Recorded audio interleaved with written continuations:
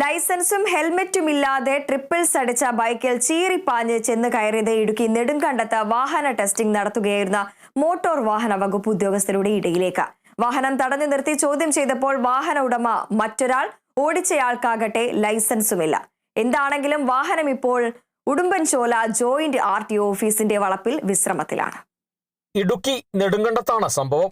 Off road jeep സഫാരിയുമായി ബന്ധപ്പെട്ട് motor വാഹന വകുപ്പ് ഉദ്യോഗസ്ഥർ വാഹന ടെസ്റ്റിംഗ് നടത്തുകയായിരുന്നു.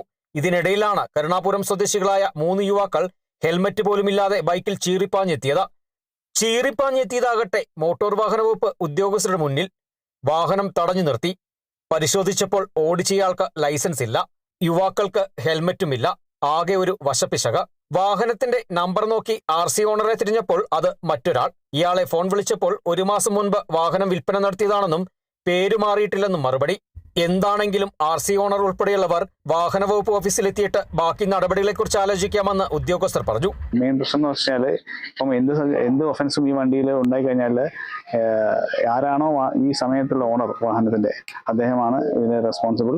വണ്ടി ടെസ്റ്റ് നടത്തുന്ന സമയത്ത് 3 പിള്ളേര് വാഹനത്തിൽ വരുന്നതായി ശ്രദ്ധയിൽപ്പെട്ടതിൽ വാഹനം ഓടിച്ച ആൾക്ക് ലൈസൻസ് ഇല്ലെന്നുള്ള വിവരം മനസ്സിലായി. കൂടെ ഉണ്ടായിരുന്ന ആളുകൾക്ക് ഹെൽമെറ്റ് ഒന്നും വെച്ചിട്ടായിരുന്നില്ല. മാത്രമല്ല വാഹനം ഈ ഓടിച്ച ഡ്രൈവറിന്റെ പേരിലും അല്ല. അങ്ങനെ വാഹന ഓണറിനെ വിളിച്ചു വരുത്തിയിട്ടുണ്ട്. വാഹന ഓണർക്കെതിരെയും വണ്ടി ഓടിച്ച ഡ്രൈവർക്കെതിരെയും കർശന നടപടികൾ ഉണ്ടായിരിക്കുന്നതായിരിക്കും.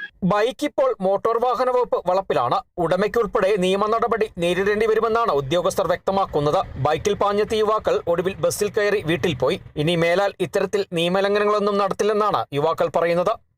Kerala vision news, Idukki.